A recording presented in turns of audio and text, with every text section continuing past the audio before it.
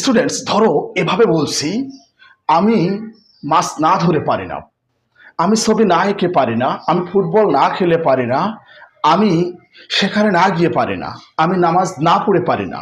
দেখো এই ধরনের বাংলা বাক্যগুলোকে তোমরা কিভাবে ইংরেজিতে রূপ দেবে।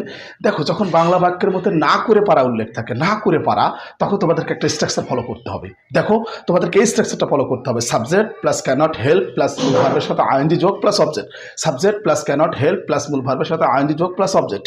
আচ্ছা উদাহরণ দিলেই বুঝতে পারবে।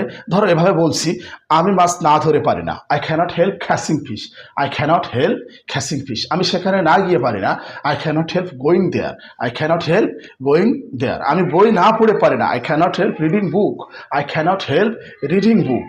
তোমাদেরকে এটা মনে রাখতে হবে, যখন না করে পারা বাংলা সেন্টেন্সের মধ্যে না করে পারা উল্লেখ থাকবে, তখন তোমাদেরকে ক্যানট হেল্প ব্যবহার করতে হবে, ক্যানট হেল্প। আচ্ছা এখানে ক্যানট বাটও ব্যবহার করা যায়, সেটা আলাদা আলোচনা, সেটা আমি অন্য একটা ভিডিওতে তোমাদেরকে দেখাবো। ক্যানট বাটও ব্যবহার করা যায়। আপাতত তোমরা এটা মনে রাখবে যে যখন বাংলা সেন্টেন্সের মধ্যে না করে পারা উল্লেখ থাকবে, না করে পারা, তখন তোমরা ক্যানট হেল্পের এই স্ট্রাকচার ব্যবহার করবে।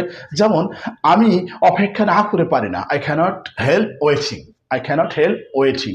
আমি সিনেমা না দেখে পারি না, I cannot help watching cinema, I cannot help watching cinema.